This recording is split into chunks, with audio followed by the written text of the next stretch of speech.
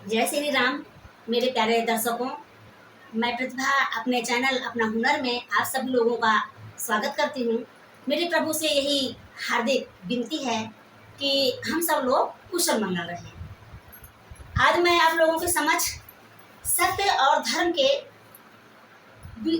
जो सत्य और धर्म के कर्तव्य का जो पालन होता है उसकी कहानी लेकर के आई हूँ। तो सुनिएगा। एक सत्यवादी राजा हरिश्चंद्र की ये कहानी है, जो सूर्यवंश के राजा थे, जिन्होंने अपने सत्य और धर्म के पालन के लिए अपना राजपाट, यहाँ तक कि अपनी बेटी, अपनी पत्नी और अपने बेटे का भी दान कर दिया। जो राजा हरिश्चंद्र थे ये बहुत ही सत्यवादी थे। इनकी सत्यता की चर्चा जो गांव था उसके बाहर भी दूर दूर तक प्रसिद्ध थी, फैला हुआ था। तब विश्वामित्र ने एक दिन रात में राजा हरिश्चंद्र को सपना दिए और उसमें उन्होंने विश्वामित्र से राजा हरिश्चंद्र से उनका पूरा राजपाट मांग लिया।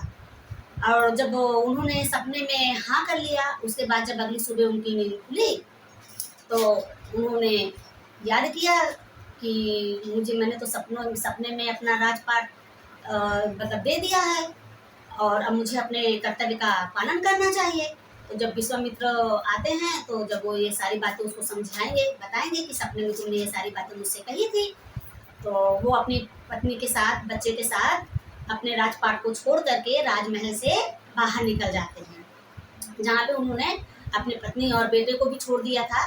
अब राजा हरिश्चंद्र जो थे ये शमशान पहुँच जाते हैं। जो इनकी पत्नी थी, जो इनका बेटा था, तो ये बेचारी दर दर की ठोकर खाते हुए किसी दूसरे राजा के घर पहुँच जाती हैं। वहाँ पे घर के जो दैनिक कार्य होते हैं उसको बेचारी कर करके अपना पेट पालती और अपने बच्चे का पेट पालती। बहुत ही संघर्ष का जीवन जो एक रानी थी किसी समय में, लेकिन जब इस तरीके से उसके साथ समस्या आई तो बहुत एक समस्या आई और बेचारी झेलती गई। मेरे प्यारे दर्शकों, जरा आप सोचिए कि वह कितना कठिन दौर रहा होगा जब एक राजा शमशान घाट पहुँच गया और उसकी जो पत्नी थी, उसका जो बेटा था, वे किसी के घर में चूल्हा चौका, जूठे बर्तन बेचारे धुल रहे थे। जैसे तैसे दिन कटते गए, बीतते गए। फिर एक दिन का समय ऐसा आया कि जो रानी थी किसी समय में उसके बेटे की तबीयत बहुत ज़्यादा ख़राब हो गई। अब उसके पास बिल्कुल भी पैसे नहीं थे कि वह उसकी दवा करा सके। और फिर धीरे धीरे करके उसका जो बेटा था उसकी आत्मा ने शरीर को छोड़ दिया, उसका बेटा मर गया। अब वह बेचारी बहुत ही दुखी थी, फूट फूट रो रही थी। अब उसके पास बिल्कुल भी पैसा नहीं था कि वे इसके शरीर का दाह संस्कार कर सके। उसने एक फटी और बहुत ही पुरानी साड़ी बेचारी पहनी थी, उसी को पहने हुए जैसे तैसे किसी तरीके से वे शमशान घाट पहुंची। पहुंचने के बाद वह वहाँ पे बहुत गिड़गिड़ाई, रोई और कहने लगी कि मेरे मृत बेटे की जो शरीर है इसको जला दीजिए। मेरे पास बिल्कुल भी इसका मोल देने के लिए कुछ भी नहीं है, लेकिन वहाँ का नियम था कि बिना कुछ लिए किसी की भी शरीर जलाई नहीं जा सकती थी। तो जो राजा हरिश्चंद्र थे उन्होंने पीछे पलट के नहीं देखा, बस वो अपनी बात पे हटे रहें, बोलते रहें और वह फूट फूट कर रोती रही। बहुत सारा समय बीत गया। जब उन्होंने पलट कर निहारा और देखा तो बड़ा उनको दुख हुआ, आश्चर्य से बिल्कुल वो अचंभित हो गए कि मेरा बेटा तो नहीं रहा, ये मेरी पत्नी है बेचारी, इसने इसीलिए क्या हालत हो गई है। तो धर्म और सत्य का पालन करने के चक्कर में उनका ये इतना बुरा हाल हो गया।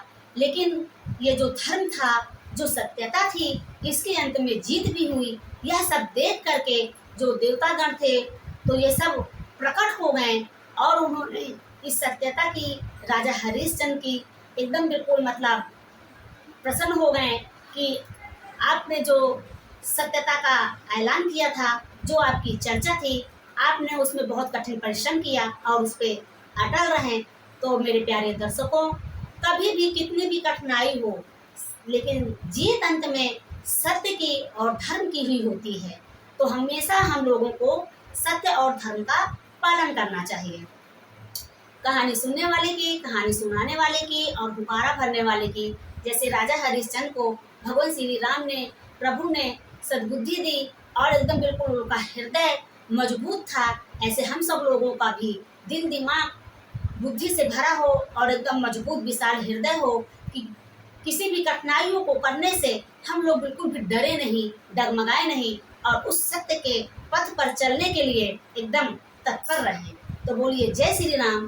कमेंट बॉक्स में भी लिख दीजिएगा। हर हर महादेव।